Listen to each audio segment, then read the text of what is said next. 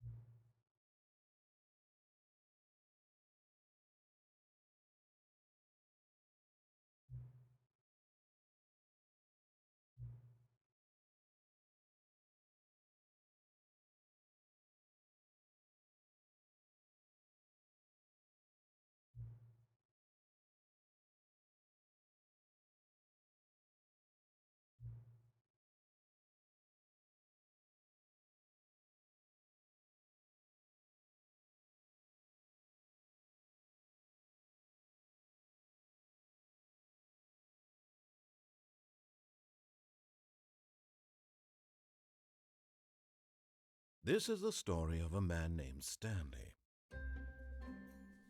Stanley worked for a company in a big building where he was employee number 427.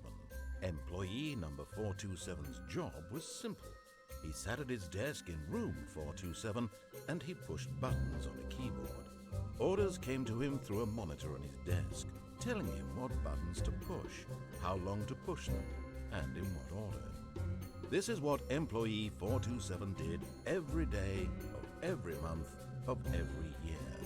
And although others might have considered it soul-rending, Stanley relished every moment that the orders came in, as though he had been made exactly for this job. And Stanley was happy. And then one day, something very peculiar happened. Something that would forever change Stanley. Something he would never quite forget. He had been at his desk for nearly an hour when he realized that not one single order had arrived on the monitor for him to follow.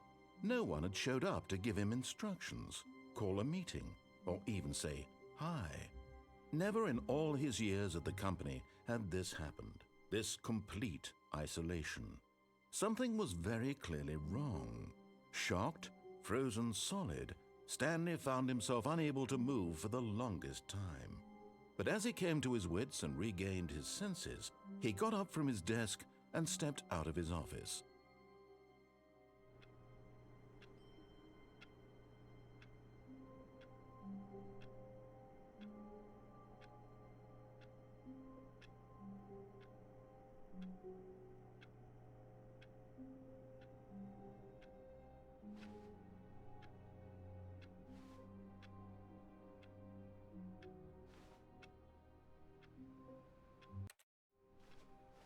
All of his co-workers were gone. What could it mean? Stanley decided to go to the meeting room. Perhaps he had simply missed a memo.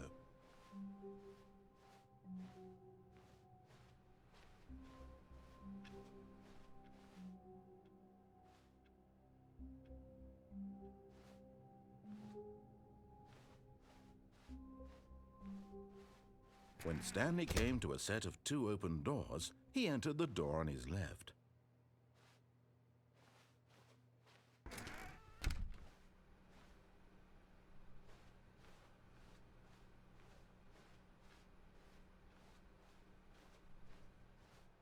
Yet there was not a single person here either. Feeling a wave of disbelief, Stanley decided to go up to his boss's office, hoping he might find an answer there.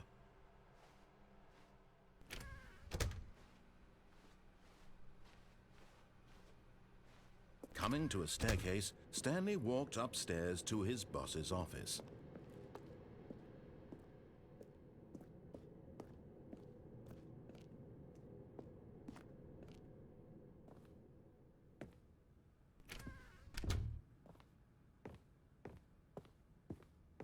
Stepping into his manager's office, Stanley was once again stunned to discover not an indication of any human life. Shocked, unraveled, Stanley wondered in disbelief who orchestrated this, what dark secret was being held from him. What he could not have known was that the keypad behind the boss's desk guarded the terrible truth that his boss had been keeping from him, and so the boss had assigned it an extra secret PIN number, 2845. But of course, Stanley couldn't possibly have known this. Yet incredibly, by simply pushing random buttons on the keypad, Stanley happened to input the correct code by sheer luck. Amazing. He stepped into the newly opened passageway.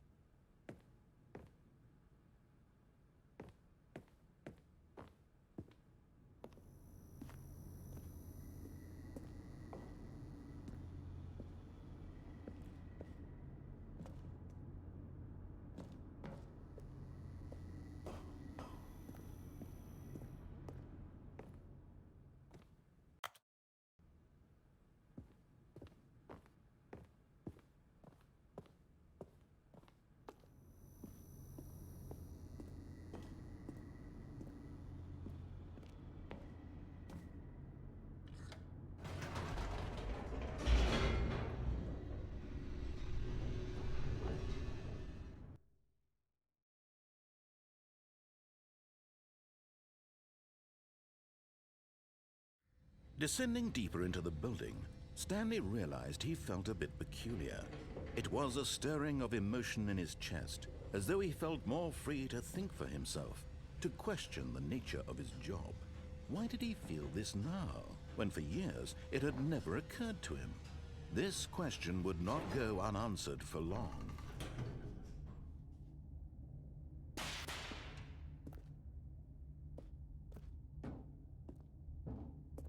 Stanley walked straight ahead through the large door that read Mind Control Facility.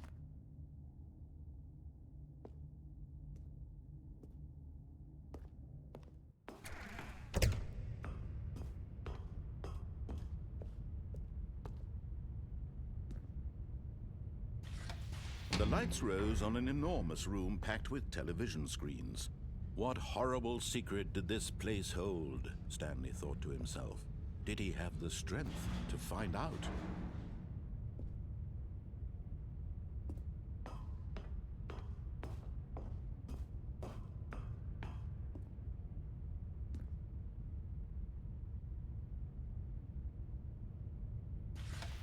Now the monitors jumped to life, their true nature revealed.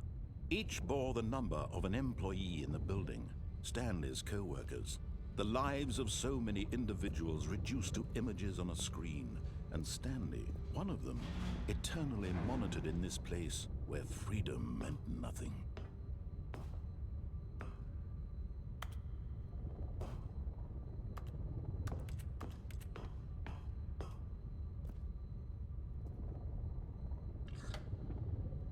This mind control facility, it was too horrible to believe. It couldn't be true. Had Stanley really been under someone's control all this time? Was this the only reason he was happy with his boring job? That his emotions had been manipulated to accept it blindly? No, he refused to believe it. He couldn't accept it. His own life in someone else's control? Never! It was unthinkable. Wasn't it? Was it even possible? Had he truly spent his entire life utterly blind to the world?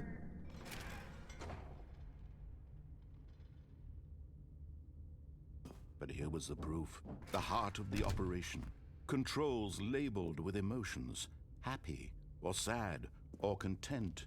Walking, eating, working, all of it monitored and commanded from this very place.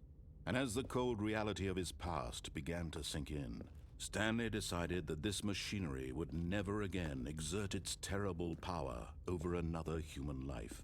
For he would dismantle the controls once and for all.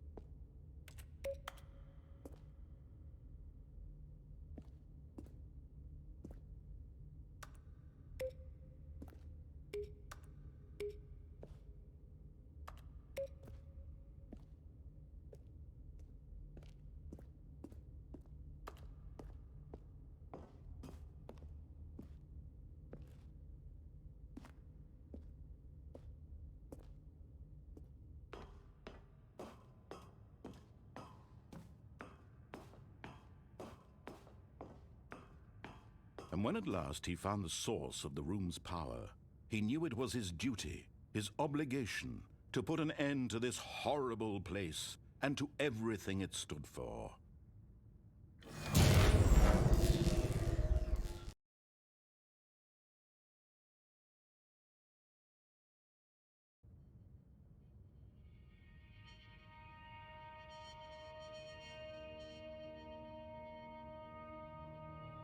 Blackness and a rising chill of uncertainty.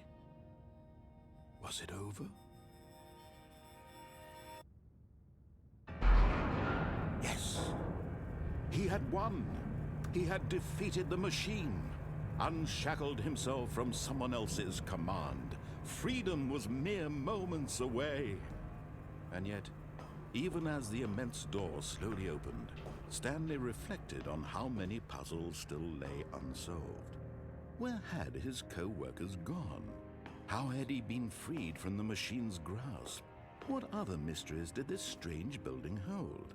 But as sunlight streamed into the chamber, he realized none of this mattered to him, for it was not knowledge or even power that he had been seeking, but happiness. Perhaps his goal had not been to understand, but to let go. No longer would anyone tell him where to go, what to do, or how to feel. Whatever life he lives, it will be his. And that was all he needed to know. It was perhaps the only thing worth knowing. Stanley stepped through the open door.